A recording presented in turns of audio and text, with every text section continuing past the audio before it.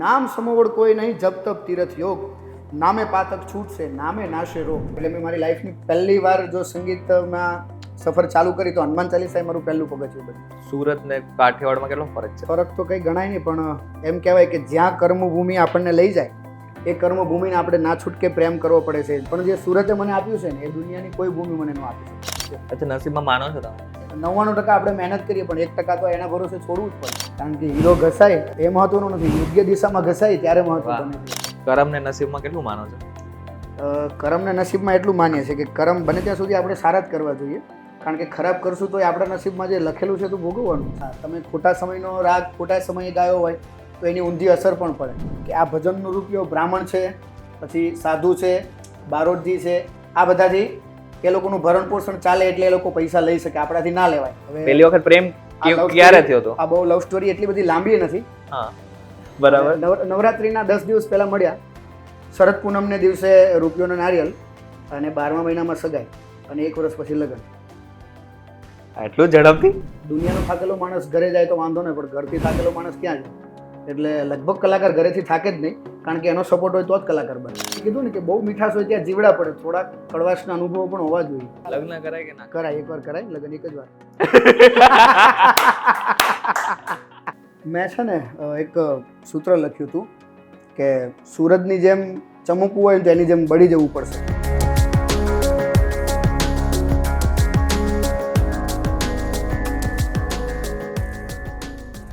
નમસ્કાર, VTV ગુજરાતી.com પર તમે જોઈ રહ્યા છો વાતો. એક એવી જગ્યા કે જ્યાં આપણે ના માત્ર પોડકાસ્ટ કરીએ છીએ, પરંતુ જે મહેમાન આવે છે એમની સાથે ગહન અને રસપ્રદ ચર્ચા પણ કરીએ છીએ. આજે આપણી સાથે જે ગેસ્ટ છે ને એ ના માત્ર ગીત ગાય છે, પરંતુ તેઓ સંગીતને પણ જીવે છે. આમ તો જો કે તમને ખબર પડી ગઈ હશે કે ગુજરાતમાં આવું કોણ છે.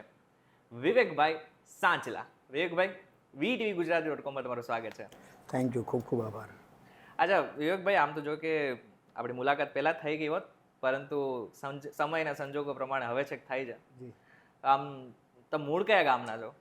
મારું મૂળ ગામ જામનગરની બાજુમાં નાનું એવું ગામ છે હડિયાણા, અને જોડિયા તાલુકો છે. એની બંને વચ્ચે આવેલું છે ગામ હડિયાણા. મારું મૂળ ગામ હડિયાણા. એટલે સૌરાષ્ટ્ર એમ? યસ. અચ્છા, કાઠિયાવાડમાં કેટલા વર્ષ રહ્યા? 2 જ વર્ષ. કારણ કે પછી ધંધાકીય અર્થે મમ્મી ને પપ્પા હતા સુરત અને હું દાદા દાદી જોડે રહેતો હતો. અચ્છા, ફેમિલીમાંથી કોઈ કલાકાર? હું મારી ફેમિલીમાં ચોથી પેઢી, એટલે વારસાગતમાં મને સંગીત બરાબર છે. હા, અને તમે જ્યારે ગીતની આ શરૂઆત કરી તો બેઝિકલી સ્ટાર્ટ ક્યાંથી કર્યું હતું? કઈ ઉંમરે કર્યું હતું મેઇન? તો હું છે ને 3જા ધોરણમાં ભણતો હતો અને એ ટાઈમમાં દાદા ભજનમાં જતા હતા, એટલે મેં જીદ પકડી. મેં કીધું મારે પણ ભજનમાં જવું જોડે. એટલે દાદાએ મને મીઠી ટકોર કરી. મને કે અમે જે કર્યું એ તારે નથી કરવાનું, તારે ભણવાનું છે એમ.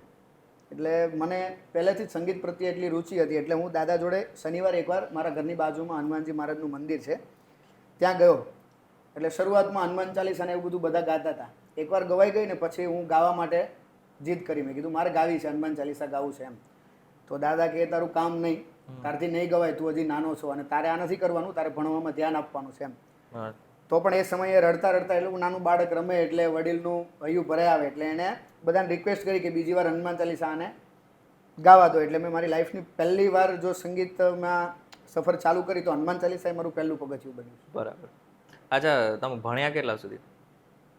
એમ ગણાવવા જાવ ને તો 8મું ધોરણ 2 વાર. 8મું ધોરણ 2 વખત? સરકારી મળ્યા હતા કે પ્રાઇવેટમાં? ના, પ્રાઇવેટમાં જ. અચ્છા, પ્રાઇવેટમાં મળ્યા તો 10મું ધોરણ 2 વાર. કારણ કે મને એક વારમાં પાકું નહોતું થતું, એટલે બે વાર ભણવું પડતું હતું. એટલે 10 સુધી તમે 10માં 2 વાર, એટલે પછી 10 પછી કર્યું?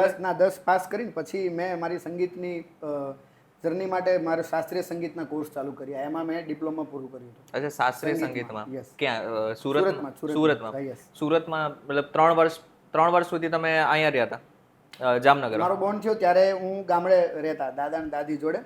પછી પપ્પા અને મમ્મી બધા ધંધા અર્થે સુરત આવી ગયા હતા, કારણ કે ગામડામાં તો ધંધો એટલો બધો હોય નહીં, એટલે સિટીમાં જવું પડે. પછી હું દાદાને બધા જોડે 2 વર્ષ રહ્યો.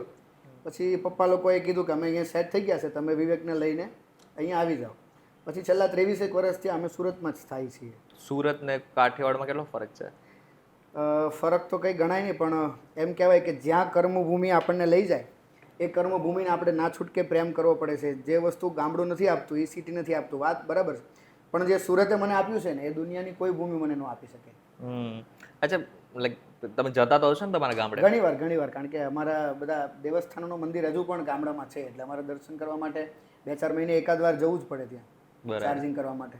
અચ્છા, આ બરાબર વચ્ચે મને એક સોંગ તમારું યાદ આવ્યું છે, નગર મેં જોગી આયા. હા, એ જ્યારે સોંગ એમ લગભગ ઘણા બધા લોકોએ સાંભળેલું હશે, હા. પરંતુ મેં તમારું જ્યારે સોંગ સાંભળેલું ત્યારે લિટરલી રૂવાડા ઊભા થઈ ગયા હતા એ સાંભળીને. એટલે મારી એક રિક્વેસ્ટ છે કે અમારા દર્શકોને એક સોંગ. શ્યોર. હો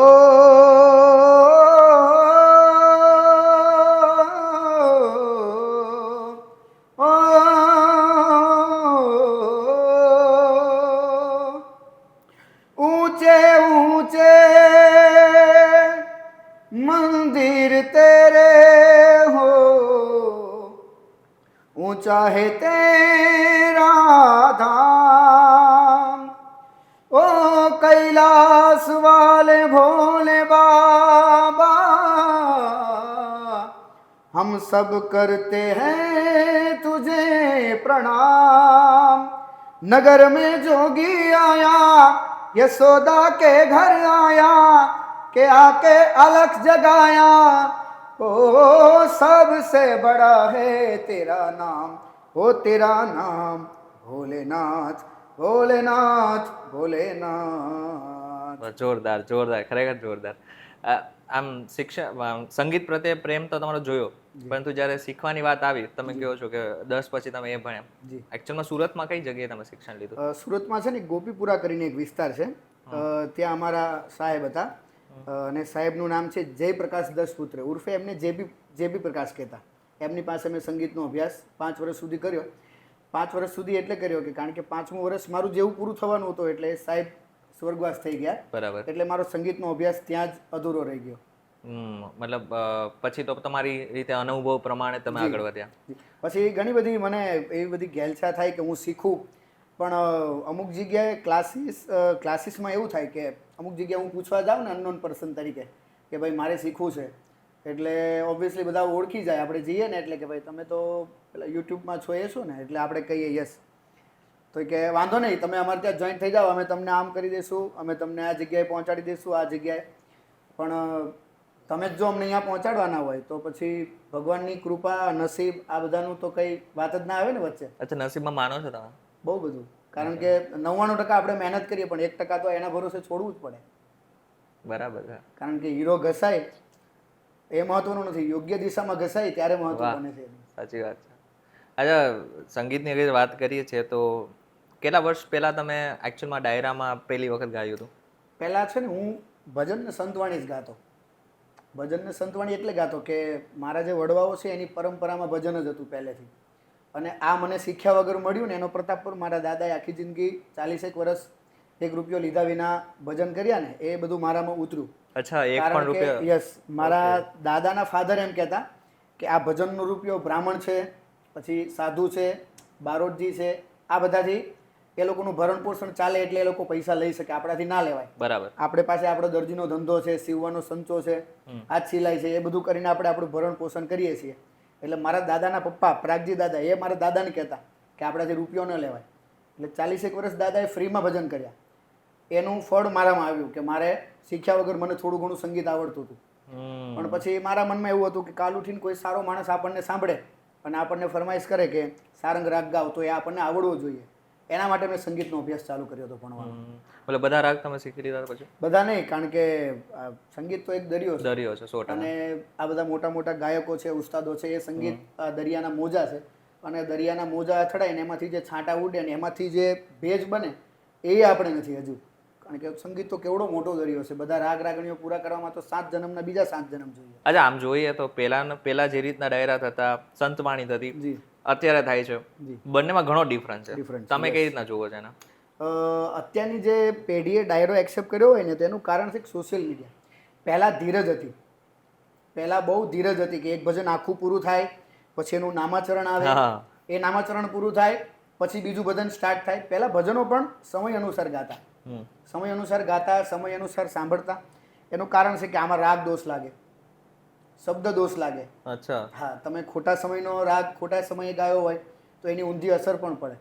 પણ અત્યારે મતલબ આ સમજો ને હજી થોડુંક વિસ્તારિત એક્ઝામ્પલ તરીકે કોઈ પણ એક રાગ છે, માનો કે સારંગ રાગ છે, તો એનો સમય હોય કે આ સમયમાં જે રાગ ગવાય. અચ્છા, બરાબર. હા હા. એ સમયના વિપરીત તમે આ રાગ ગાવ એટલે એની ઊંધી અસર પડે આપણા ઉપર કે પછી બધા ઉપર. કારણ કે રાગ દોષ પણ લાગે, શ્રવણ દોષ લાગે, શબ્દ દોષ લાગે.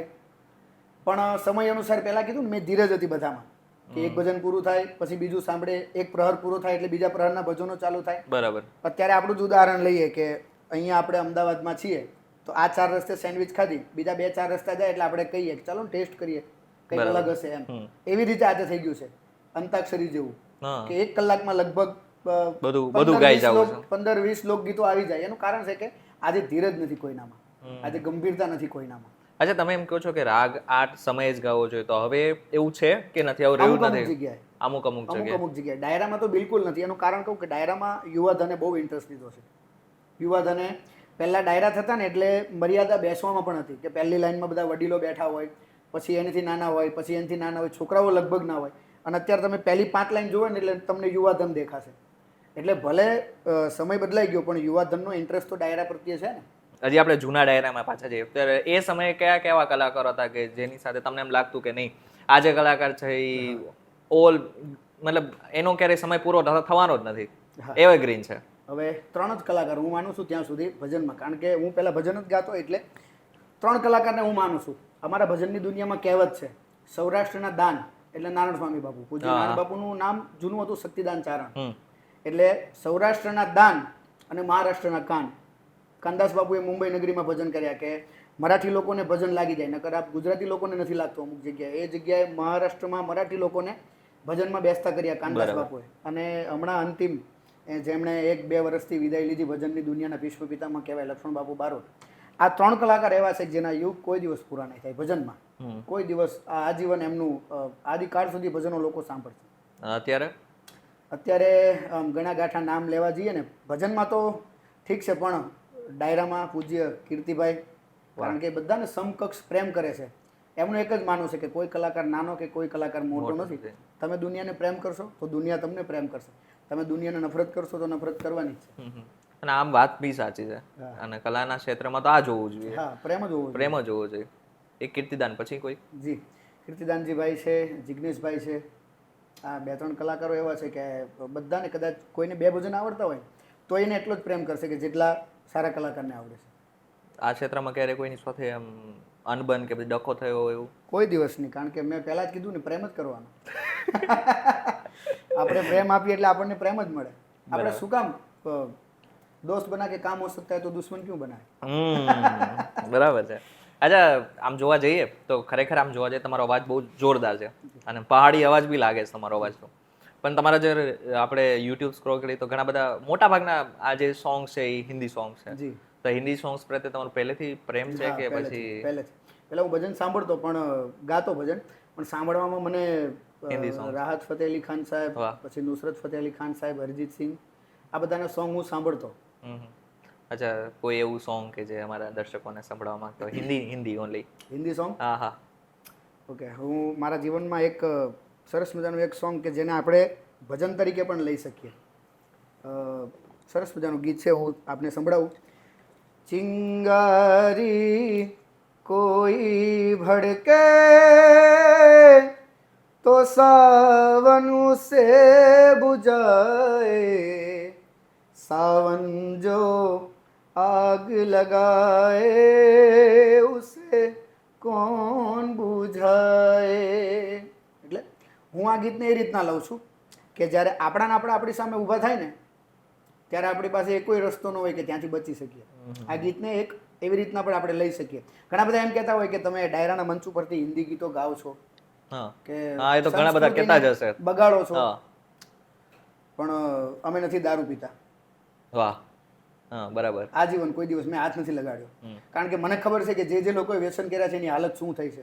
એમાંથી આપણને એટલું તો શીખવા મળે. અમે નથી દારૂ પીતા, નથી કોઈનું બૂચ મારતા, નથી કોઈના દસ્તાવેજ અમારા નામે કરીને બીજાના દસ્તાવેજ કરતા. તો અમે આપીએ છીએ તો સારું પબ્લિકને. ભલે હિન્દી ગાઈએ પણ જે જીવ છે એનામાં શિવ સ્વરૂપે ભગવાન બેઠો છે, રામ સ્વરૂપે ભગવાન બેઠો છે. શિવ રાજી એટલે અમારો ભગવાન રાજી.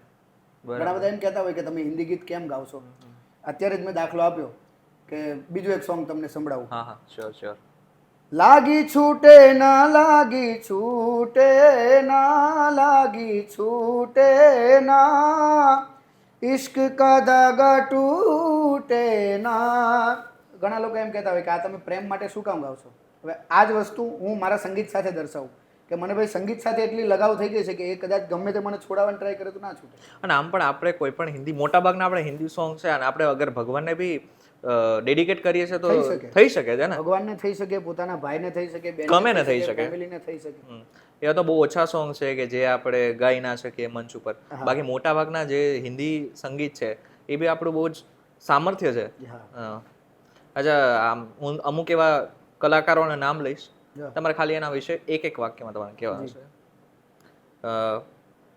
ગાતા જો એવું જરૂર નથી, જી. બગાડતા હોય એવું બી જરૂર છે. ઉમેશ પરમાર. બહુ સ્વભાવના એકદમ જેન્ટલમેન. મળ્યા તમે? કેટલી વાર. એ માની લો કે નાનો છોકરો હોય ને તો ઉમેશ પરમાર નાનો છોકરો થઈ જાય.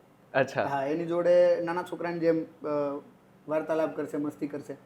તો કોઈ મોટો છે તો એની જોડે એવી રીતના સિન્સર તરીકે રહેશે, એની માન મર્યાદા રાખશે. એનો સ્વભાવ પણ સારો છે. કીર્તિદાન ગઢવી.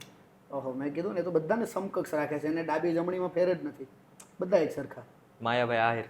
એ પણ એના હાથમાં જે બેરખો છે ને એમની જ પ્રેરણા છે.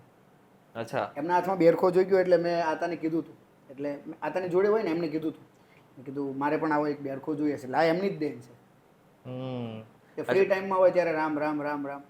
અચ્છા, બીજા અલગ અલગ ગાયકોના નામ બી લઈશ. જી. આદિત્ય ગઢવી.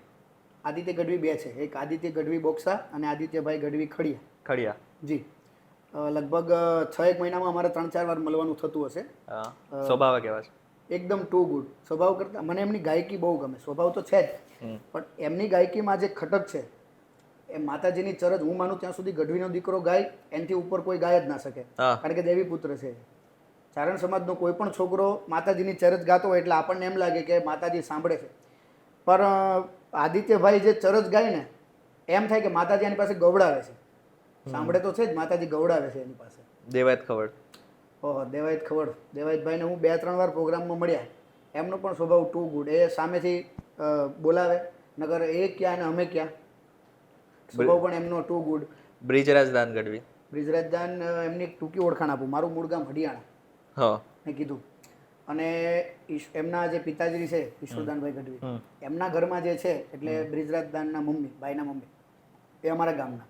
અચ્છા. અમારા ઘરની સામે જ. એટલે એમની હારે મારો પાછો જૂનો નાતો, કારણ કે મારા દાદાનું સ્ટ્રગલ અને એમના પિતાજી પૂજ્ય ઈશ્વરદાનભાઈ ગઢવી એમનું સ્ટ્રગલ બંનેનું એક સાથે. દાદા એટલે માર્કેટમાં નહીં કે મારા દાદાના પપ્પાએ ના પાડી હતી, પૈસા લેતા નહીં, એટલે ઓબ્વિયસલી આજે હું સેવા કરું તો ત્યાં મારી ગણતરી ના થાય. હવે અમુક જગ્યાએ 3 લાખ રૂપિયા લઉં તો ત્યાં મારા માટે સોફો ખડકાઈ ગયો હોય, 2-4 જણા સ્વાગતમાં હોય. એટલે બ્રિજરાજ ભાઈ જોડે મારે એમ જૂની ઓળખાણ. અને હું માનું છું ત્યાં સુધી કે એમના પપ્પામાં જે ગુણ હતા એ જ એમનામાં છે. અલ્પાબેન. અલ્પાબેન પરમાર પણ ટુ ગુડ. એમની જોડે પહેલી જુગલબંધી મારી વાયરલ થઈ ગઈ. અમે જ્યારે નાગદરા ડાયરામાં હતા, અને એમ જોવા જઈએ ને તો મારા હિન્દી ગીતો પહેલી વાર મેં સ્ટેજ ઉપર ત્યાં ગાયા. અને અલ્પાબેનની ને મારી જુગલબંધી લગભગ 3-4 મિલિયન, એ યુટ્યુબ નવું ટ્રેન્ડિંગ હતું ત્યારે વાયરલ થઈ. અલ્પાબેનનો અવાજ એટલો સરસ છે, અને અવાજ, કોઈ પણ એમનો જગ્યાએ સ્વભાવ, જાય, એમની રહેણી કહેણી. હા એક્ઝેક્ટલી, અને કોઈ પણ ને જોવે ને તો એના મોહી જાય. હા, અવાજથી એના. અવાજ. બરાબર. ગીતાબેન. ગીતાબેન રબારી જોડે હમણાં લાસ્ટ પ્રોગ્રામ કર્યો ત્યારે અમે બંને ખૂબ સરસ મજાની જુગલબંધી કરી, અને એમાં રાવળદેવ ડાક લઈને આવ્યા હતા. તો ખૂબ સરસ મજાની એમને મારી જોડે માતાજીના ડાકલાને એવું બધું ગાયું. તો એમની જોડે પણ જુગલબંધી કરવાની ખૂબ મજા આવે. અચ્છા, અપેક્ષાબેન. જી. એમ કહેવાય ને તો લોકડાઉન પછી અમારો એક જગ્યાએ પ્રોગ્રામ હતો, એમાં અપેક્ષાબેન અચાનક આવ્યા એમનો કાર્યક્રમ પૂરો કરીને, અમારા ગ્રુપ સર્કલમાં જ હતો. અને એ પ્રોગ્રામ હતો શ્રદ્ધાંજલિનો. શ્રદ્ધાંજલિના પ્રોગ્રામમાં અમારી બેની જુગલબંધી એટલી વાયરલ થઈ કે એક આખું કલાકારની પરિવારની ફેમિલીમાં એક આખો નવો કલાકાર જોઈન્ટ થઈ ગયો. અત્યારે એમના ખૂબ જ સારા સોંગ, ખૂબ જ સારા કાર્યક્રમો ચાલે છે, અને એ એકદમ ઓળખીતાની હતો. એટલે આવા બધા શ્રદ્ધાંજલિના પ્રોગ્રામમાં આવા બધા ગીતો ગવાય, અને એ જુગલબંધીને લીધે લોકો આજે પણ અમને એટલો બધો પ્રેમ કરે છે સંગીત ક્ષેત્રે કે અપેક્ષાબેનનો પ્રોગ્રામ હોય એમાં પહેલી ચોઈસ વિવેકભાઈની હોય, વિવેકભાઈનો પ્રોગ્રામ હોય તેમાં પહેલી ચોઈસ અપેક્ષાબેનની હોય, કે આ બંનેની જુગલબંધી ખૂબ જ વાયરલ છે. તો એ બંનેને બુક કરીએ તો પબ્લિકને પણ મજા આવશે. અચ્છા, મેં જેટલા બી નામ લીધો, અગર તમારે કોઈ એકને પસંદ કરવો હોય તો કોણ? બધા જ, કારણ કે બધાનું ડાયવર્ઝન એક અલગ ડાયવર્ઝન છે. એટલે બધા જ મારા માટે એક સરખા છે. સંગીત ક્ષેત્રે તમારે કોઈને પ્રેરણા સ્ત્રોત માનવું હોય, જી, તમને કોઈ ઇન્સ્પિરેટ કરતું હોય તો એ કોણ હોય? સૌ પ્રથમ તો સંગીત ક્ષેત્રે મારા દાદા, કારણ કે એમને જ મને સૌથી પહેલાં હનુમાન ચાલીસા ગાવા માટે મારી જોડે આવે. હું રહું અડાજણ, સુરતમાં. અડાજણ વિસ્તારમાં રહું, ત્યાંથી કતારગામ પ્રોગ્રામ હોય કોઈનો એ સમયમાં સૌથી પહેલી મારી શરૂઆત મંજીરા વગાડવાથી થઈ. ગાવા તો ન દેતા કોઈ, મંજીરા ખાલી વગાડતા? યસ, હું બધાના પ્રોગ્રામમાં મંજીરા વગાડતો. એટલે એ મને સાયકલમાં બેસાડીને લઈ જાય. અચ્છા. હા, બસમાં લઈ જાય, રિક્ષામાં લઈ જાય. મને ખાસ યાદ છે કે હું નાનો હતો ને એટલે ટિકિટ અડધી ટિકિટ લઈ લે, રિક્ષાવાળા અડધું ભાડું લે. 20 રૂપિયા મોટા માણસના લે તો 10 રૂપિયા મારા લે, નાનો હતો ત્યારે. તો એ મને છે ને લઈને સાયકલમાં લઈને જાય, રિક્ષામાં લઈને જાય મંજીરા વગાડવા, કે આને ગાવા ન દો તો કાંઈ નહીં, આને બેસાડો મંજીરા વગાડવા. ભજન પ્રત્યે અને સંગીત પ્રત્યે મને જો કોઈએ ઇન્સ્પિરન્સ કર્યો તો મારા દાદા. અને લોક ડાયરામાં જો કોઈને જોઈને હું શીખ્યો હોય કે આવી રીતે પરફોર્મન્સ કરાય, આવી રીતે ગવાય, આવી રીતે હિન્દી ગીત પેશ કરાય, તો એ મુરબ્બી કીર્તિદાનભાઈ ગઢવી છે. કારણ કે મને ખબર નહોતી કે એ અમારા એક પ્રસંગમાં આવવાના હતા.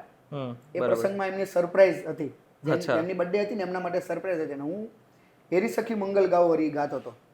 એટલે મેં એ ગીત સ્ટાર્ટ કર્યું અને એમનું આવવું એક સોંગ આવ્યું, પછી આપણે આગળ ચર્ચા કરી. કયું? હા હા હા.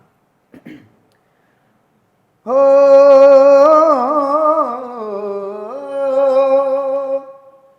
એરી સખી મંગલ ગાવોરી, ધરતી અંબર સજાવોરી, ઉતરેગી આજ મેરે પી કી સવારી, लावो कोई काजल लावो री,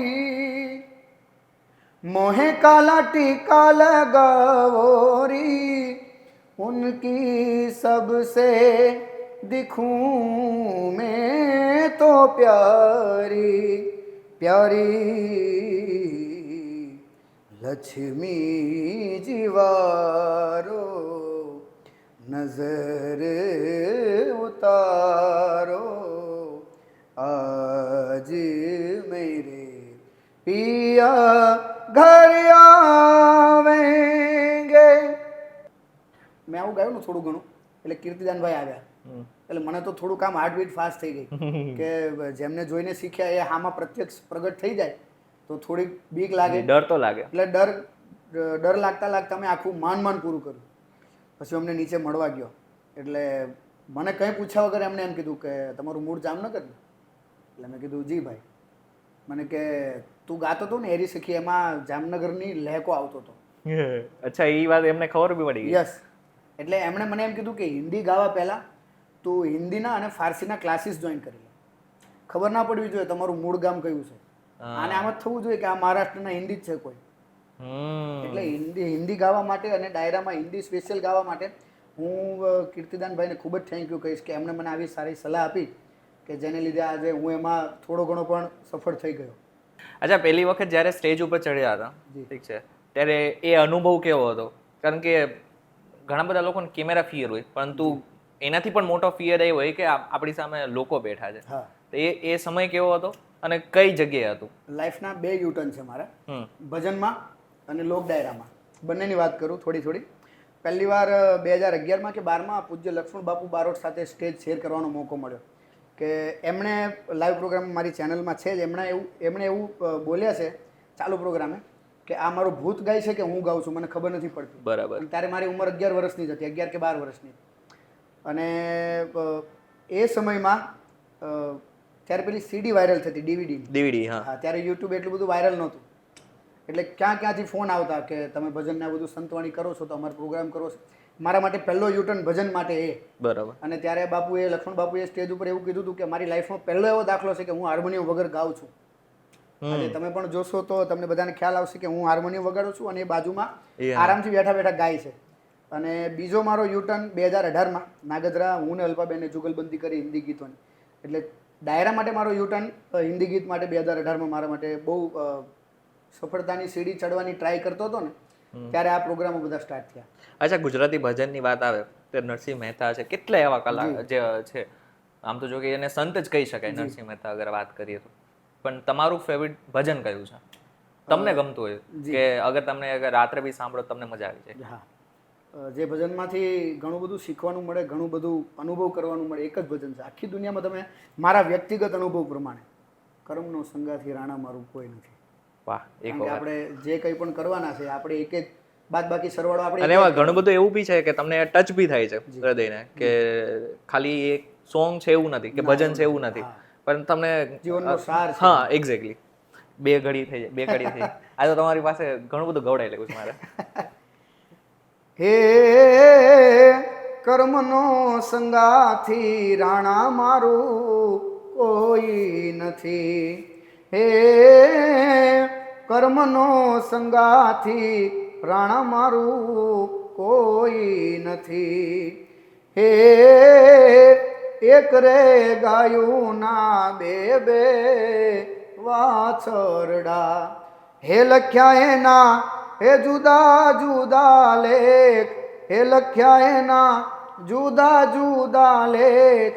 હે એક રે બન્યો છે શિવજીનો પોઠિયો, હે બીજો ગાંચીડાને ઘેર.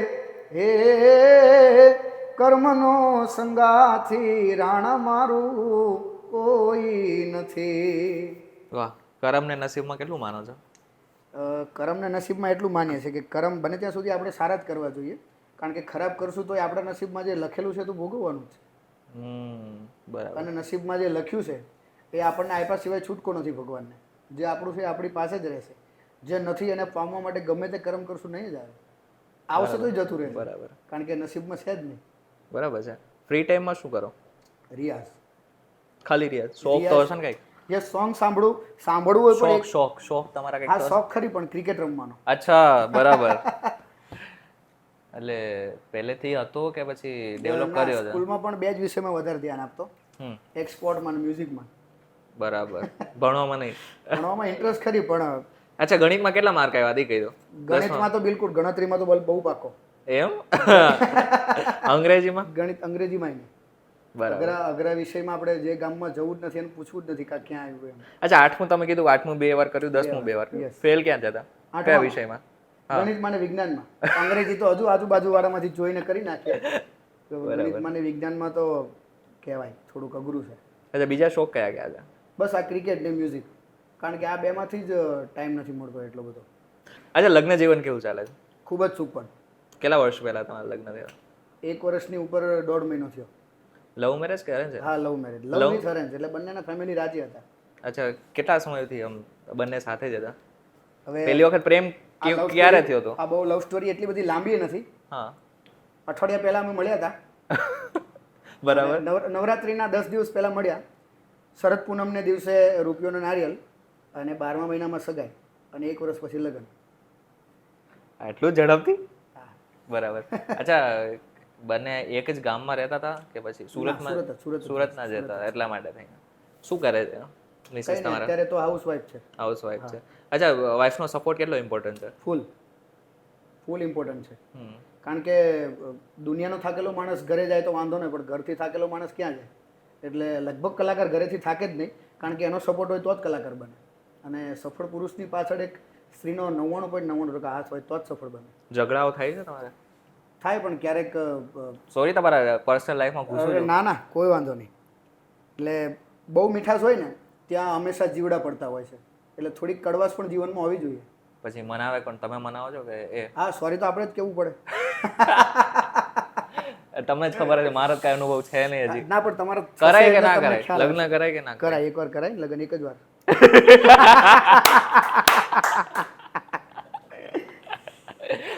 લગ્ન કરાય. લગ્ન કરવાથી બહુ આખું તમારું જીવન બદલાઈ જાય છે. અચ્છા, લવ મેરેજ ને અરેન્જ મેરેજ, તમે અરેન્જ મેરેજ ઓબ્વિયસલી નથી કર્યા, લવ મેરેજ જ કર્યા છે, તો ફરક કેટલો છે? તમને આમ સંતુષ્ટ છો તમે પૂરેપૂરી રીતે? કારણ કે આપણું જાણીતું પાત્ર તો ઘરમાં આવે. બરાબર. પણ તમે તો અઠવાડિયા પહેલા જ કહો છો ને કે એમ જાણીતું હતું, પણ અઠવાડિયા પહેલા પ્રપોઝ કર્યું. પણ એક દિવસ કોને કર્યું હતું? મેં સામેથી જ કર્યું. અચ્છા. હા, ફોનમાં, મેસેજમાં કે? મેસેજમાં. હા. અને માની બી ગયા હતા? એમને ના રિપ્લાય આપો. રિપ્લાય ના આપો, પછી ફાટી પડી હશે. ના, મેં એટલે એમણે ધ્યાન ન દીધું, ઇગ્નોર થયું. મને ફીલ થયું કે ઇગ્નોર કરે છે, એટલે મેં એમ ક્યાંક ન આવ્યું કે યાર હું આટલો મોટો કલાકાર છું ને ના પડતો એ કે ને કલાકાર હોય તો ઘરના, ઘરે શું છે ગામના કલાકાર, ઘરે શું છે. પછી એટલે પછી શું થયું? 2 દિવસ લગભગ પછી મેં ઇગ્નોર કર્યું, મેં 2 દિવસ બ્લોક કરી દીધા. તમે જ કરી નાખ્યા? મેં કરી નાખ્યા બ્લોક. એટલે એટલે 2 અચ્છા દિવસ પછી મારા સાસુ અને મારા સસરા ને બધા એમણે ઘરે વાત કરી કે મને આવી રીતનું છે અને મને આ પાત્ર ગમે છે, તો મારે એમની જોડે લગ્ન જીવન વિતાવવાનું સપનું છે કે તમે વાત કરો. મને તો બ્લોકમાં નાખી દીધા. એટલે પછી એ આવ્યા, વાતચીત કરી અને અમે વાતચીત કરીને સીધી શરદ પૂનમને દિવસે રૂપિયો અને નારિયેલ મુહૂર્ત જોવડાવી લીધું. અચ્છા જ્ઞાતિ અલગ અલગ હતી કે પછી? યસ, અલગ અલગ. એ લોકો સાધુ બાવાજી છે. તમે વાણંદ દરજી? દરજી, યસ. હા હા બરાબર. તો કઈ આમ ઝઘડાઓ કે કશું જ નથી એમાં ડાયરેક્ટ? ના, એમ શરૂઆતમાં ઝઘડા ના થાય, પણ ઝઘડા થાય, મેં કીધું ને કે બહુ મીઠાશ હોય ત્યાં જીવડા પડે, થોડા કડવાશના અનુભવો પણ હોવા જોઈએ. ઝઘડા થાય ક્યારેક ક્યારેક, કોઈ પણ ના ઘરે થતું. કોઈ એક બાબતને લઈને અગર ઝઘડો થયો હોય તો કઈ હોય? ના, એવી કોઈ પર્ટિક્યુલર બાબત નહીં કે આ બાબતને લીધે જ ઝઘડા થાય, એવું કંઈ બરાબર જરૂરી નહીં. એમ તમને કહે કે તમે તો જવું છો ડાયરામાં? ના, એને એટલી ખબર પડે કે આ નહીં જાય તો ખાવું હું આપણે. અરે મારા કહેવાનો મતલબ એ છે કે બીજી કોઈ છોકરી, આટલી બધી છોકરીઓ આવે છે, અલગ અલગ જગ્યા ઉપર જાય છે, ફેન ફોલોવિંગ છે તમારી, તો તમારે 1 મિલિયન થવા આવે છે. સગાઈ થઈ ને એની પહેલાં જ મેં ચોખવટ કરી હતી કે હું બીજું બધું જ હું જતું કરીશ, કે કોમ્પ્લિમેન્ટ કરીશ, પણ માની લો કે કોઈ જગ્યાએ મારે એવું શૂટિંગ પણ હોય કે કોઈ મોડલના હાથ પકડવો પડે, કોઈ ફેન હોય એને હાથ પણ મિલાવવો પડે, એટલે બની શકે કે બાજુમાં આવીને ફોટો પણ પાડે. એ મારું પ્રોફેશન છે, એ મારો ધંધો છે, એના માટે મારે કરવું જ પડશે. એટલે એમાં તમારે જરી કંઈ મનમાં નહીં લેવાનું. તો મને કે તો મેં કીધું હું જેનો છું એનો જ રહીશ. લોયલિટી. હા. અચ્છા અત્યારના સમયમાં લોયલિટી જોવા મળે છે તમને? લાગે છે કે હવે હજુ હોવી જ પણ જોઈએ. હોવી જોઈએ તો પણ લાગે છે કે અત્યારના જમાનામાં છે છે? નહીં, કારણ કે આપણી જ વાત કરું, આપણે ગામની વાતો ના કરાય. આપણે અરીસા સામે હૃદય ઉપર હાથ મૂકીને એવું ના બોલી શકીએ કે હું તને એકને જ પ્રેમ કરું છું. વાહ. કારણ કે પ્રેમના બીજા બધા પણ હોય ને, ભાઈને પણ કરું છું, હા સંગીતને કરું છું. એ છે જ, પણ એક છોકરી અત્યારે તમારી સાથે છે પણ બીજી અગર ના બની શકે ને, કારણ કે કોઈ એકની લાઈફ સારી બનાવવા માટે બીજાની બરબાદ ના કરાય ને મારાથી. બરાબર. પ્રપોઝ તો આયા હશે ઘણા બધા? હવે આવતા હોય કે ન આવતા હોય મને ખ્યાલ નથી, બરાબર. કારણ કે રૂબરૂ કોઈ ના કહી ને કે હું તમને પ્રેમ કરું છું. પણ ઇન્સ્ટાગ્રામમાં આજકાલ તો રિક્વેસ્ટ હા આવતા હશે, પણ હું ડિસલાઈન વધારે કરી નાખું. ઓકે અચ્છા. કારણ કે આપણે એકાઉન્ટ ખોલાવીએ તો બેલેન્સ માઇનસ પ્લસ થાય ને. બરાબર. અચ્છા એક અગર જનરલ વાત કરું છું, જી જે લોકોને સ્ટાર્ટ કરવું છે પોતાનું કરિયર જી આ લાઈનમાં, તમે જે કરી રહ્યા છો, જી. તો એને તમે શું સલાહ આપશો? પહેલાં તો મેં કીધું ને, શ્રવણ. જેટલું તમે સાંભળશો એટલો તમને અનુભવ થશે. જેટલો તમે રિયાઝ કરશો એટલો જ તમારામાં અનુભવ આવશે. અને સારા સારા ઉસ્તાદોનું એક સૂત્ર છે, રિયાઝ કરે વો રાજ કરે. જેટલો તમે રિયાઝ કરશો એટલો જ તમે એમાં સંપૂર્ણપણે નિપુણ બની શકવાની કોશિશ થશે તમારાથી. 100%. એટલે એમાં રિયાઝ કરશો એમ આગળના દરવાજા ખુલતા જાય, આગળની સીડીઓ ચણાતી જાય. જેમ રિયાઝ કરો એમ તમને નવું નવું કંઈક શીખવા મળે. બરાબર. અને હાલ જો જોવા જઈએ તો તમે જોતા હશો કે લોકકથાઓ છે, ડાયરાઓ છે, જી આમ રીલ્સ બનાવવા માટે તો ઘણા બધા યંગસ્ટર આવી જાય છે. ખાલી રીલ્સ એના માટે એટલું જ છે કે રીલ્સ બનાવી અથવા તો વિડીયો શૂટ કરા. પરંતુ લાગે છે કે યંગસ્ટર હજુ પણ કથા કે પછી લોક ડાયરાઓ જે છે એમાં જાય છે? લોકડાઉન સુધી નહોતું લાગતું, કારણ કે લોકડાઉનમાં લગભગ સારા સારા યુવાનોને, બહુ બધા યુવાનોને એવા અનુભવ થઈ ગયા કે આપણે જો ભક્તિ નહીં કરીએ, એવું નથી કે ભક્તિ કરવી જ જોઈએ, કારણ કે નામ સમોવડ કોઈ નહીં. અમારા ભજનમાં એક સાખી છે, નામ સમોવડ કોઈ નહીં, જપ તપ તીરથ યોગ. ખાલી તમે નામ જપો એનાથી મોટું કોઈ નથી. નામ સમોવડ કોઈ નહીં, જપ તપ તીરથ યોગ. નામે પાતક છૂટશે, નામે નાશે રોગ. ભયંકરમાં ભયંકર રોગ હોય તો તમે નામ જપો, એનાથી તમને સારું થતું હશે. કારણ કે હનુમાન ચાલીસાની ઘણી બધી તાકાત છે. એટલે યુવાનોને ખબર પડી ગઈ લોકડાઉનમાં, કોરોનામાં, કે આ ભયંકર આવા રોગો હજુ તો આનાથી ભયંકર આવવાના છે. એટલે લોકો ડાયરા બાજુ એટલે પણ વળ્યા છે, કથાઓ બાજુ એટલે પણ વળ્યા છે કે એના નિમિત્તે 2 ઘડી ભગવાનનું નામ લેવાશે. બરાબર. અચ્છા એક શબ્દમાં વિવેક સાંચલાને અગર તમારે વર્ણવવું હોય તો શું? વિવેક સાંચલા, મેં છે ને એક સૂત્ર લખ્યું હતું કે સૂરજની જેમ ચમકવું હોય તો એની જેમ બળી જવું પડશે. એટલે હું પણ હજુ એ જ રસ્તામાં છું કે હજુ હું પ્રેક્ટિસ જ એટલી કરું છું કે બળી જાઉં છું, પણ કારણ કે મારે સૂર્યની જેમ ચમકવું છે. બરાબર. જી. તમારા મતે સફળતા એટલે શું? સફળતા એટલે હું એવું નથી માનતો કે 5 માણસો તમને બોલાવે એ તમારી સફળતા, તમે મારા ફેમિલીમાં 6 જણા કે 7 જણા હોય એ સરખું બેસીને જમી શકે, મને રાતના ઊંઘ આવી જાય સરખી, એ મારા માટે બહુ મોટી સફળતા છે. બરાબર છે. અને અગર આપણે હમણાં વાત કરી કે જે લોકોને સંગીત ક્ષેત્રમાં આગળ વધવું હોય તો એના આગળ, પરંતુ હવે જમાનો બદલાઈ રહ્યો છે. જી ઠીક છે. બોલિવૂડ સોંગ્સથી લઈને તમે પોતે હિન્દી સોંગ્સ ગાઓ છો. ઠીક છે. તમને એવું લાગે છે કે ગુજરાતી જે ભજનો છે, જે લોકગીતો છે, એનું મહત્વ ઘટતું જાય છે તમારા મતે? ના, ક્યારેય નહીં. કારણ કે હું મારી પોતાની જ વાત કરું કે હું હિન્દી સોંગ્સ ગાઉં છું, પણ હજુ સાંભળું છું તો ભજન જ. ક્યારેક ક્યારેક બધી બાજુથી આપણને એમ થાય કે હવે કંટાળો આવે છે, એટલે પૂજ્ય નાનસ્વામી બાપુ છે, કાનદાસ બાપુ છે, લક્ષ્મણ બાપુ છે, ભીખુદાનભાઈ ગઢવી છે, આ બધાના સાહિત્યના રસો ઈશ્વરદાનભાઈ ગઢવી છે, આ બધાના જૂના જૂના લોકગીતો, જૂના જૂના એવા રાહડા, જૂના જૂના ભજનો એ સાંભળવા જ પડે, કારણ કે એના વગર છૂટકો જ નથી. અચ્છા, કોઈ દિવસ એવું બન્યું છે કે કોઈ સ્ટેજ ઉપર ગયા હોય ને કોઈ એવી ઘટના બની હોય કે તમને ગુસ્સો આવી ગયો હોય? ના, લગભગ કોઈ જગ્યાએ નહીં. કોઈ એવો ફની મોમેન્ટ કે જ્યાં આખા કંઈ બની ગયું હોય ને તમને એમ થયું હોય કે યાર સુરતમાં છે ને હજીરા ગામ છે, બરાબર, હજીરા ગામ, ત્યાં છે ને, હું કલાકારનું નામ નહીં લઉં, એ કલાકારે મને એમ કીધું કે તમારે ગણપતિ બેસાડવાના છે. એટલે હું ઓબ્વિયસલી વહેલો ગયો. એટલે એ સમયમાં હું લગભગ લોકડાઉન પહેલાંના પ્રોગ્રામની વાત કરું કે જ્યારે મારું સ્ટાર્ટઅપ અત્યારે પણ સ્ટાર્ટઅપ જ છે, શીખું જ છું હું અત્યારે, પણ ત્યારે તો લગભગ 2-4 જણા ઓળખતા હશે કે આ વિવેક સાંચલા છે. એટલે હું ઉપર ગયો ને, એટલે ગણપતિ સ્ટાર્ટઅપ કર્યા અમે. એટલે ગણપતિ સ્ટાર્ટઅપ કર્યા ને, એટલે જેવું સાખીને ગણપતિ વંદના બધું કરું એટલે માઇક બંધ થઈ ગયું. માઇક બંધ થયું એટલે થોડી વાર એને પાછું જનરેટર ચાલુ થયું. એટલે પાછી મેં શરૂઆત કરી, એટલે જ્યાંથી બંધ હતું ત્યાંથી શરૂઆત કરી. તબલાવાળાના તબલાનું જે ભોરણ આવે ને ફાટી ગયું, તબલાનું ભોરણ ફાટી ગયું. એટલે બીજા તબલાવાળાનું બીજું ભોરણ લીધું. ત્યાં થયું તો જનરેટરમાં ડીઝલ પૂરું થઈ ગયું. એટલે એ ફની મોમેન્ટ મારા માટે એવી હતી કે હજુ તો હું શરૂઆત જ કરું છું મારી જોડે, એટલે હું સ્ટેજ ઉપર હસ્યો. એટલે બીજા જે કલાકાર હતા ને એને એમ કીધું કે આવી રીતના ના હશે ને, આવી રીતના નામ નહીં બને એમ. બરાબર. એટલે પછી મેં એમને કીધું મેં કીધું આપણે 5 વર્ષ પછી મળશું. મળ્યા પછી? હા, 2-3 વાર મળ્યો. શું કીધું? પછી મેં એમને કીધું હજીરા, તો હવે એ દાંત કાઢે. મેં કીધું હજીરા જનરેટર બંધ થઈ ગયું હતું. પછી મેં એવી કમેન્ટ પણ કરી હતી, મેં કીધું આ પબ્લિક એવું છે કે ખાલી તમે જનરેટર ચાલુ રાખશો તોય બધાને મજા આવશે, તોય બધાને એવું થશે કે તબલા વાગે છે. અચ્છા, ફરી એકવાર એક સોંગની ફરમાઈશ કરીશ. જી. આમ જો કે હિન્દી સોંગ તમે બહુ જ ગાઓ છો, હા, પણ અગર તમારે તમારી વાઈફને અગર ડેડિકેટ કોઈક સોંગ કરવું હોય તો કોઈ એક રોમાન્ટિક સોંગ. ઓકે, રોમેન્ટિક તો ઠીક છે, પણ મારી પસંદનું એક ગીત સંભળાવું કે જે બિલકુલ એને લાગુ પડે. તું નહીં તો ये रुत ये हवा क्या करूं दूर तुझसे मैं रह के बता क्या करूं सुना सुना है जहां ऐसे में है तू कहाँ बस इतना मुझे समझा जा हो भीगा भीगा है समा ऐसे में है तू कहाँ मेरा दिल ये पुकारे आजा. અચ્છા, મારો એક છોકરો બી છે, રાઈટ? કેટલા વર્ષનો છે? 4 મહિનાનો થયો હજુ તો. તો એ તમારી ઈચ્છા છે કે હવે એ પણ તમારી જ લઈને આગળ વધે? હવે એ શું લખાઈને આવ્યો હોય, શું કરવાનું હોય, કારણ કે મને પણ મારા પપ્પા ભણાવવા માંગતા હતા, મને પણ મારા પપ્પા ડોક્ટર બનાવવા માંગતા હતા, હું ડોક્ટર બન્યો બીજા વિષયનો. પણ ઈચ્છા તો હશે ને કે હું તમારા જે દીકરો છે એને સંગીત ક્ષેત્રે જ્ઞાન આપું?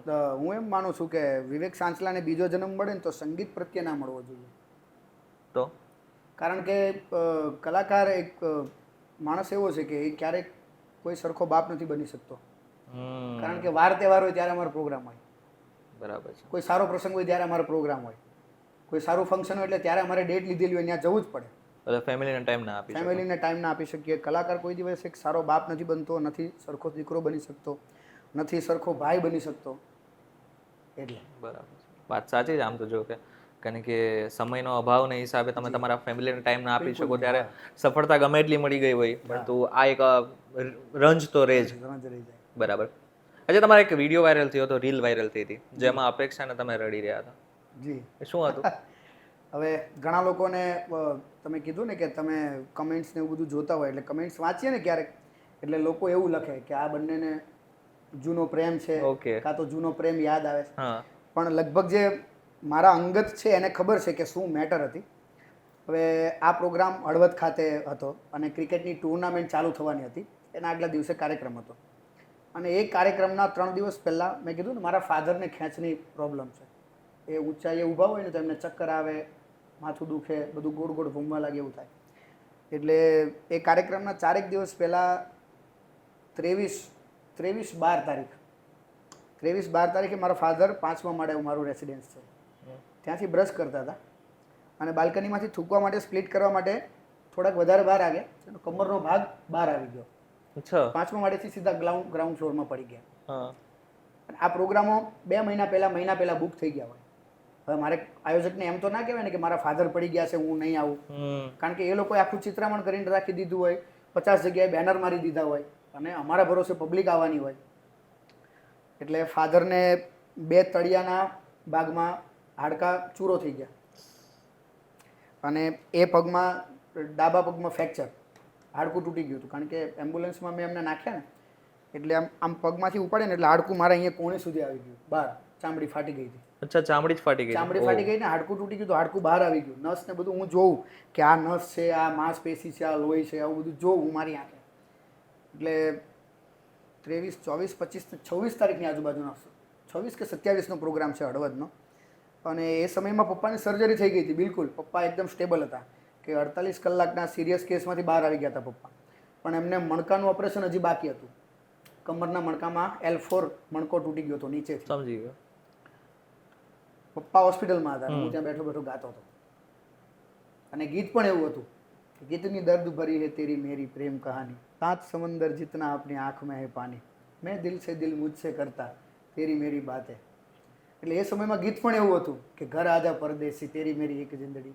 એટલે એ સમયમાં પપ્પા બહુ યાદ આવતા હતા કે હવે તમને વહેલા સારું થઈ જાય તો સારું, માતાજી તમને જલ્દી રખોપા કરે અને વહેલા ઘરે આવી જાઓ એવી માતાજીને પ્રાર્થના. એટલે એ સમયમાં મારાથી પણ રડાઈ ગયું અને અપેક્ષાબેનને પણ ખબર હતી કે મારા ઘરની આવી હાલત છે, કારણ કે એના ફેમિલીમાં 2-3 મેમ્બર એવા છે કે જે ડૉક્ટર છે અને સારા લેવલે છે. એટલે એમને મેં સજેશન માટે કોલ કર્યું હતું કે ફાધરને આવું થઈ ગયું છે. એટલે ઓબ્વિયસલી કોઈ પણ મંચ હોય ત્યાં આવો દ્રશ્ય ઊભું થાય એટલે કોઈનાથી પણ રડાઈ જ જાય. અચ્છા એ પરદેશી સોંગ એકવાર અગર ગાઈ શકો તો.